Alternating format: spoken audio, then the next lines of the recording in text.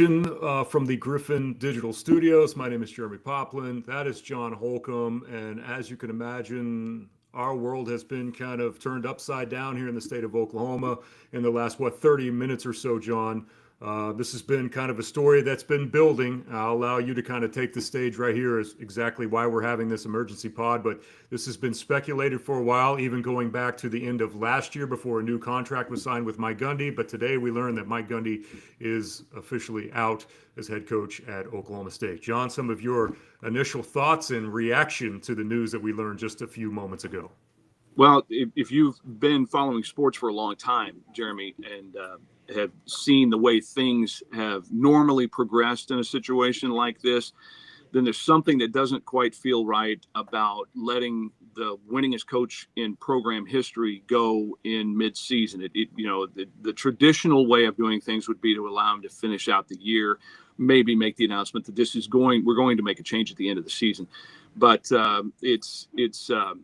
it is a sign of the times as much as anything else. And in the arms race, used to be locker rooms and stadiums and, uniforms even. But, now it's just purely, in so many ways, it ends up having to be about money. And, even Mike had addressed it before the Oregon game, talking about the difference in the budgets or what you're able to pay players between Oregon and between OSU.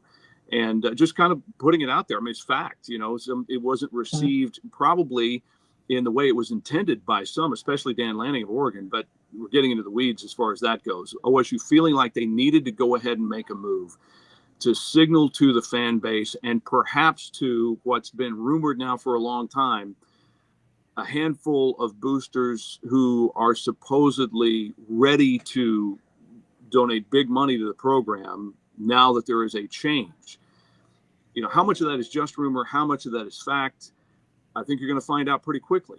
And this also does position you at OSU for whoever's next. You've got a list.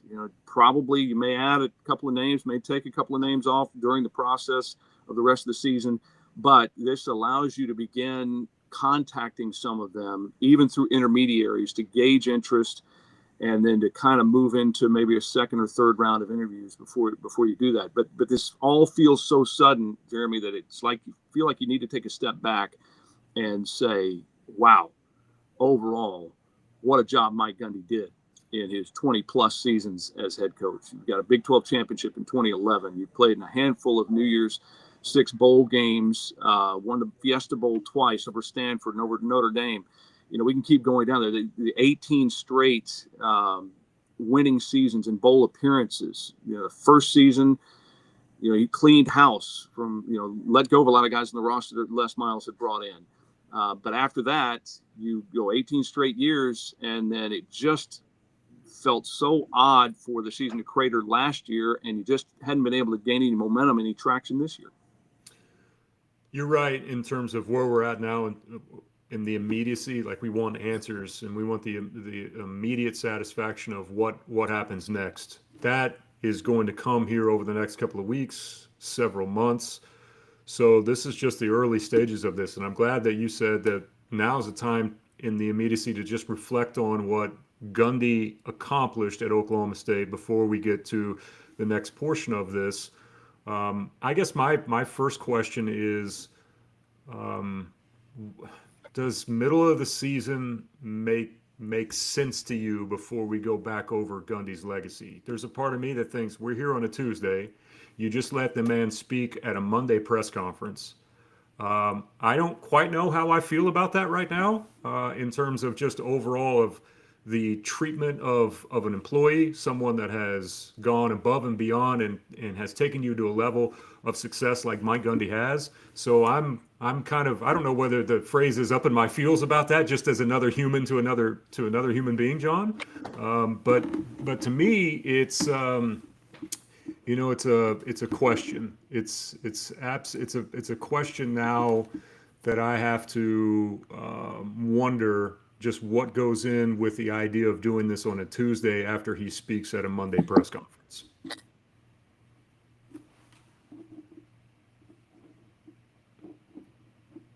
I think we lost you there for a bit, John. I'll give him a chance. Yeah, somebody was trying to call me. Yeah, and well, that's figured. what happens with the thing. Yes. I think they were wanting to give him a chance to see how the team would respond coming off of a bye week after a 66-point loss to a really, really good Oregon team. And then you kind of put the Tulsa game under a microscope, and the Golden Hurricane deserved to win. They were the better team. There was a sense of you just got this feeling that they weren't as inspired as you might have expected them to look against Tulsa, and I think that didn't help things. That maybe let's just go down the roster, and there's no knock on any of these guys because they've been fighting hard and everything. But right now, do you see a single player on OSU's roster who is a surefire draft pick in the NFL from this year's team? I'm not sure there's one. Nope. So you're at this position, and it was a home game. It was a Friday night. It was, blackout, and then you can't really generate anything until the fourth quarter of that game. I don't think that helped. And in terms of, I think this was in place, but you can only move so fast with something like this if you're checking all the boxes after a game like Friday night, and then you go up against, while maybe they wanted to do it Monday, the optics aren't going to be great anyway for a lot of people. Like you're saying, you let him speak yesterday, but this is maybe down the priority list. But yesterday was the 18-year anniversary of the rant, too. And I don't know, you want to be able to tie those things together. And I don't know how much that might have played a part. But this has been something that has been brewing for a while. And now you've got the opportunity, you've got another part of your season starting this weekend. The Big 12 part of your schedule starts this weekend. So is that a good point? And then if you don't, and then say you lose at home to Baylor, who's a 17-point favorite on Saturday to begin with, then how much longer? I understand that, but that's trying to get inside the heads of the people in charge at OSU. Again, it would feel great to be able to let Mike finish this season. You flipped it 2 years ago. That's one thing that people have been talking about. Hey, you lost to South Alabama in 23, and you were 2-2 after losing at Iowa State, and then all of a sudden he was able to flip a switch. Well, that was great coaching, a change in a run scheme, but it was also you had, let's count them, 4 or 5 guys off of that team who are on NFL rosters, at least on a practice squad somewhere. And so you're able to tap into that type of thing. And you don't have the same experience on this roster. And you can say all of those things. But again, Jeremie, I think it comes down to the times that we live in now in college athletics and feeling like you can't fall any farther behind. No, and I think timing of it, on top of all the money revenue issues at every campus, right? Not just Oklahoma State, plays a big factor in that. As you were sitting here chatting, I was thinking about already things like I'm a little bit fascinated to see kind of what the temperature is between Mike and the school over the next couple of months, whether Mike decides to remain quiet on this, whether Mike likes to go or wants to go public on what his true feelings are, and then how he plays that, because I think part of the Mike Gundy legacy and how the school will think of Mike kind of plays a big part in whether or not and how he wants to approach this next couple of months, whether he wants to speak highly of the school or kind of share some of his frustrations, because every coach has them, right, within an organization. Whether or not that he'll do that, John, I'm really fascinated to see what the first bit of information that comes out from Gundy is in this entire scenario. Well, if you have listened closely to how he's handled himself in game week news conferences, even the media day, preseason things, and then post-game news conferences, he has said the right things. He's adopted the right tone. And even so, there are a lot of fans that didn't want to hear what he was having to say, but they're frustrated because the team has not had the same level of success that they had for so long under him. So I think again, I don't want to speculate on what I think he will do, except to say that I think that he will not go scorched earth. I think that would be a big surprise to me. I think he will continue to say the right things. Look, it is the nature of the business that college football coaches lose their jobs at some point. And the fact that he's in season number 21, I mean, let's count this up. You got Kyle Whittingham at Utah. You've got Kirk Ferentz at Iowa, who has survived as long as he's survived, with his team averaging maybe 6-7 points a game, and they've been able to have success.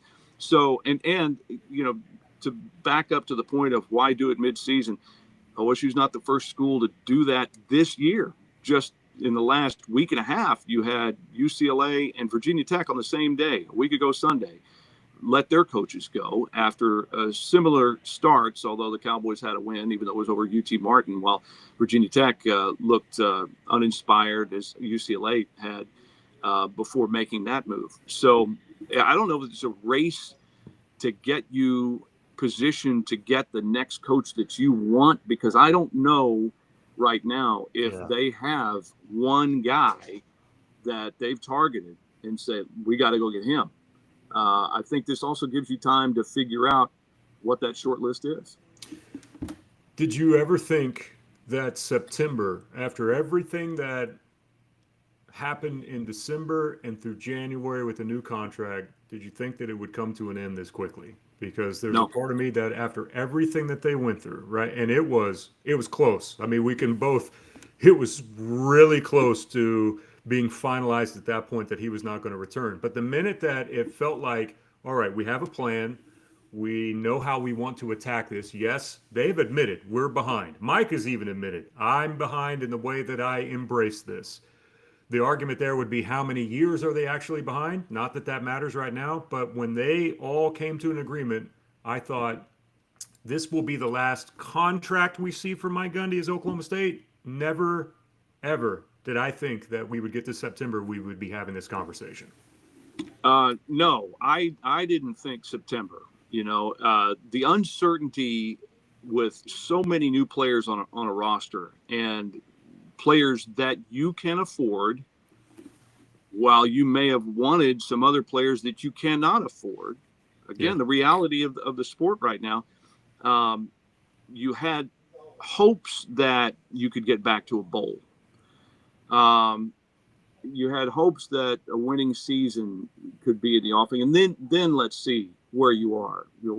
Over the course of the season, where does the momentum feel like it's headed? Is it just staying afloat? Is it turning the corner back to where you've been for so long, or was it what it's kind of turned out to be through 3 games? Whereas, boy, there's some things that need to change. I don't think it's really completely fair to the players. Not that fairness is it's a privilege, not a right. Mm-hmm. Yeah. I mean, when we're talking about these types of things, anyway, it's not fair to the players that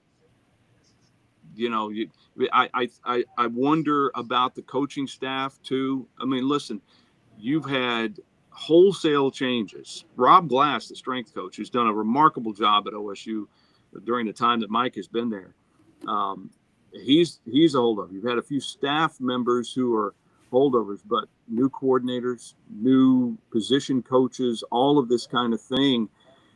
And one side knows each other pretty well. The other side knows each other pretty well, but you put the two of them together and they're having to get to know each other. I mean, that's another part of all of this. It's just unfortunate that this comes at this point. Because if you heard Noah McKinney, offensive lineman who transferred in from UNLV a couple of years ago, who's become a team leader and a spokesman, kind of like Iman Oates on the defensive side. Noah McKinney said on Monday that Mike Gundy brings in guys who want to fight for him, and Yeah. we know he will fight for us. So now what does that look like? Well, can I add another element to what you're talking about too? Yeah. Because Yeah. I look at this and I say, how about this incredible Oklahoma-based recruiting class that they brought in? You look at the amount of talent that they got out of the Tulsa market alone, John. Overton at Owasso, Katie Jones at Jinx, going through and really for the first time in a long time, like winning significant battles in the state for a lot of players. And now that's kind of tossed up into the air as well. And that's why the shock of September still kind of rings out a little bit to me because, okay, you had a plan, you were trying to operate that plan. Part of that plan includes what you're doing from a recruiting aspect in your own state and going out and winning some of those battles. And I know there were a lot of people that were really impressed with what they were doing on the local recruiting front. And now all of that's up in the air as well, trying to salvage whatever's left of this class at a certain point. So the counter to that is if you're going to make the move, now September gives you more time to redirect. Yeah. I mean, okay, you're still under you're going to be on the timeline of whoever your new head coach will be and how soon you can get that in place. But at least at this point, it's September and you're not talking about the first week in December where you're up against it with a transfer portal in 3 or 4 weeks where maybe you have your guy and he's not available until like January because he's got another job somewhere, something like that. But at least now you've given yourself some time to be able to shift and go in a different direction if you need to. Yes. Yep. But again, it all depends on, okay, who do you want to replace him? Who's a good fit in Stillwater? I heard this forever, and it's always, there have always been a faction of fans who have been just tired of Mike for whatever reason. He can't. Well, yes, he can. No matter what he did, by the way. Right. They were just done. And so the thing you'd come back with is, well, who are you going to get that's better? And this is where, for years, it's been the culture of Stillwater, the fit there. And I'm not talking about the Cowboy culture because that's one reason why they were so successful is because of the culture Mike and his staff have been able to build over that time. But I'm talking about, small town in Oklahoma.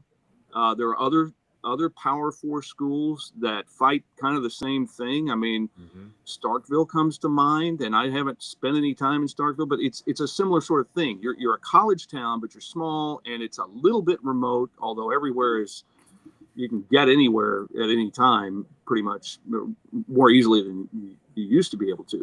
But it's changed a little bit from that to how much can I make if I go play there? And that's a different thing completely. It's a different thing completely.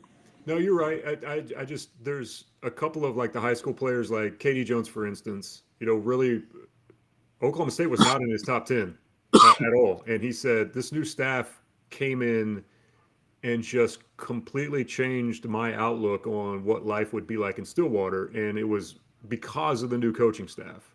Overton echoed some of the same sentiments. So there's some of that the staff still matters to me because you're going to be spending a significant amount of time with that. But like you said, the money is a factor on this. We're seeing a lot of chats, by the way, or comments in the YouTube page. So thank you for sending those.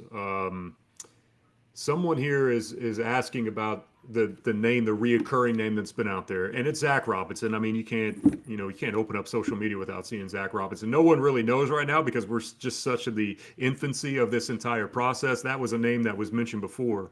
But my question to you, because I'm seeing some of this in the chat as well, is, and I'll be the first to admit, like, Mike has made some mistakes, right? This is, and Mike will tell you that he's made mistakes.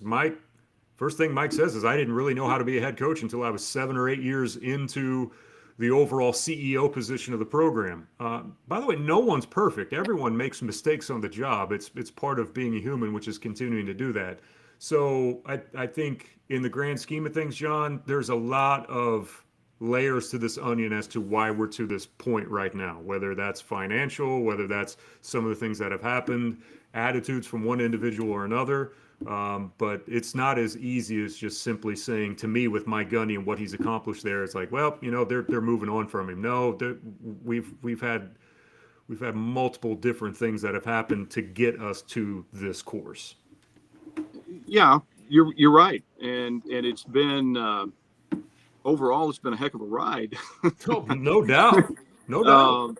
Yeah, I mean, listen, he came in and he was, I'm sure he had his own questions about could he handle this and be successful as a head coach, even though he's intimately familiar with the inner workings of OSU, with the college town, with how you needed to get players there to be able to be successful and the type of player that you could recruit consistently. And I think as much as anything else, he deserves credit for bringing in guys who may not have had as many stars in their recruiting profile as other schools, but turning the ability to get the most out of those players, which ended up providing the success and building the culture. And then you just kept doing it and doing it and doing it. And I talked to him when we sat down for the interview for our First in Football preseason special. He was great during that time. He seemed relaxed. He seemed, open. And we talked about a variety of things. And then got little videos. We walked out of his office in the West End Zone and basically out into the stands outside his office. It struck me that a lot of the guys that he had brought in, his staff, Todd Bradford, the scouting coordinator, who does a great job, the guys that you could add to this roster this year, it felt like the same sort of thing, except with money tied to it.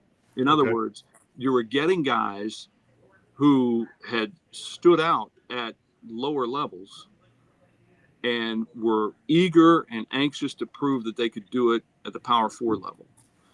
And, maybe some of them more on the defensive side with this particular team. But Brian McCoy Jr. jumps out. I think he's a really good player.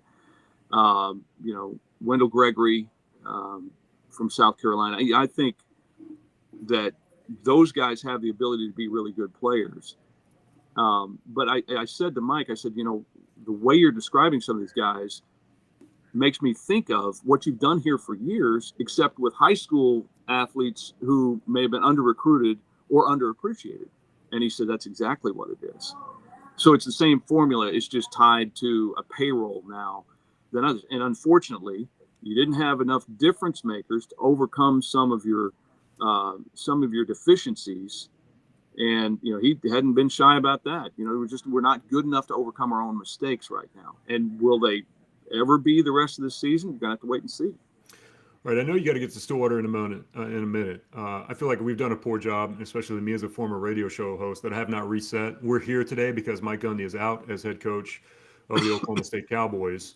John is going to be live in Stillwater coming up in the 4, 5, 6. Pretty much the entire night. Hope that you brought a pillow and a little sleeping bag with you to maybe get some rest at some point in time in Stillwater. We'll have continuous coverage on NewsOn6.com and News9.com as well for all the latest surrounding the Mike Gundy situation at Oklahoma State as he is out as their head coach.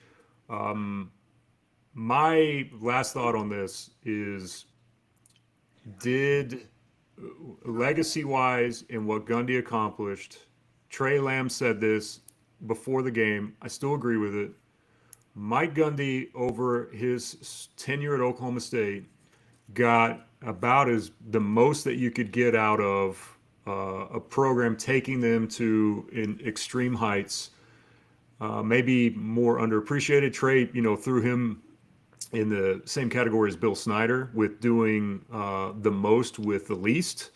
And there's a part of me that agrees with that.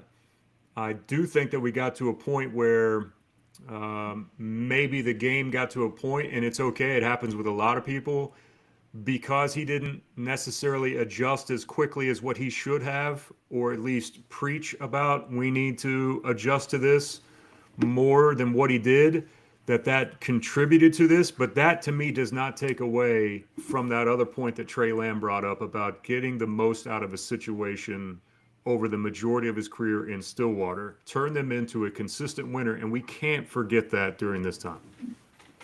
No, that's a great point. I think that once you get away from the emotion of the situation and as time passes, that I think a majority of OSU fans probably already feel this way. I think even more should feel this way as you get a little time away from the actual. You're 1-2 and it's disappointing, and now he's out. That you look back and say, "Wow, he did a great job. He did a great job." I didn't appreciate him enough, or whatever. Yeah, he would go off. He made comments here and there, but he did a heck of a job. And what I hope that you're able to add to that is that he did a great job and laid a solid foundation for the people after him to be able to have success again.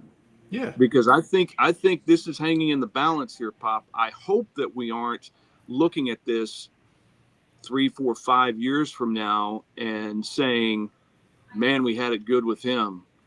What's happened? I think there are some people in leadership positions at OSU who are really good at what they do. And I hope that the decisions that they want to make are supported. I'll put it that way. And, I hope that if there are those donors out there who are like, it's time for a change, I'm not doing anything until he's gone. If they're really there, then, I hope for OSU's sake, they step up, because you're not going to be able to do it without a lot of money. It's just the way that it is. But I do hope that you look at this in the near future as we owe Mike Gundy an even bigger debt of gratitude, because he laid the foundation to help us, even if he didn't immediately embrace NIL and paying players. He won enough and established a solid enough culture, proved you could win here at a high level, and it made it easier for the next guys.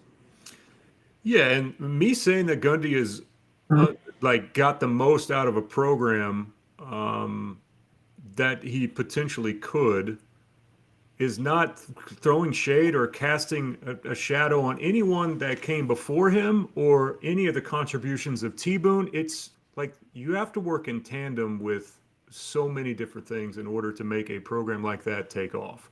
So if anyone's in the chat saying that, hey, well, what about T-Boone? T-Boone's a given to me. Like, that's just that should be ingrained in you. Like, what he did and the money that he contributed, of course. But it also takes someone that has the ability to win and win consistently from a coaching perspective in order for the program to take that next step. I for one, it's an end of an era for sure. It'll be weird not thinking about Mike Gundy coaching Oklahoma State, but I'll use my own kind of experience as an example of this.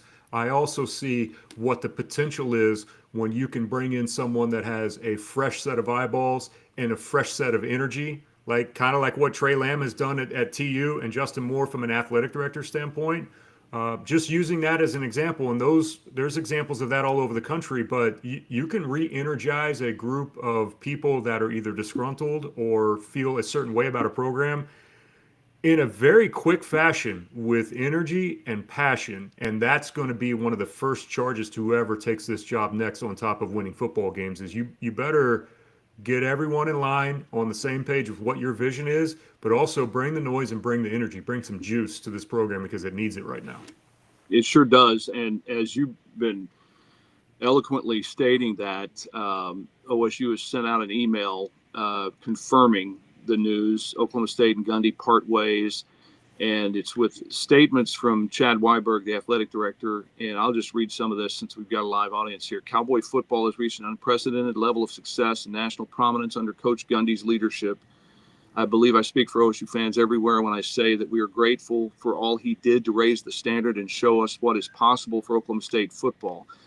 And Weiberg goes on to say college football has changed drastically in the last few years, and the investment needed to compete at the highest level has never been more important.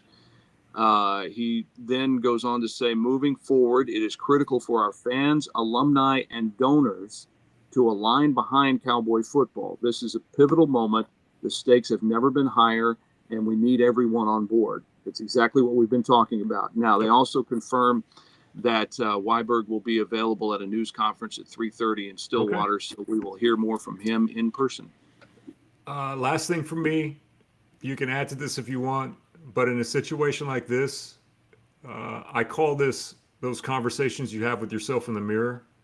I think there's a lot of conversations that need to be had in a mirror with a lot of people in Stillwater right now. And I'll just leave it at that. And by the way, that's not meant as a negative. That's meant as a positive, because you can learn a lot sometimes about yourself and about what's real and what's not real, and what your visions for an athletic department are, and maybe in form of leadership as well. I know this was a very difficult decision today, but now it's time to have those difficult discussions with yourself. And I don't want this to be misunderstood, but I would just add to your point by saying that in today's college athletics world, especially in college football, if you don't have progressive, and I don't mean this from a political standpoint, but progressive voices that are being heard and being respected, it doesn't mean you take every idea that sounds crazy but may work. But progressive and thoughtful voices, if they don't have a role in the decision making moving forward, then you're not going to succeed the way you could succeed. I'll just put it that way. Yep, I think that's a good place to wrap up. John, 30 minutes, actually almost 32 on the dot. I'll let you head down the turnpike. Appreciate your time for jumping on. And remember, anyone that's tuning in, you can find all of our coverage, newson6.com, news9.com. John's going to be on TV pretty much the rest of the day. So make sure you get a coffee on your way down, John. I have a feeling it's going to be a long afternoon as well. And by the way, we'll be streaming that press conference for you live on Oklahoma's Own Sports on YouTube. Like and subscribe. I should say that, and should have been saying that the entire time. Like and subscribe to the YouTube page. And if you want to watch that press conference, we'll have it for you here live at 3:30. John, be safe, and we'll see you in just a little bit. Thanks, Pop. Thanks, everyone, for tuning in, and we'll see you next time from Griffin Media. And like and subscribe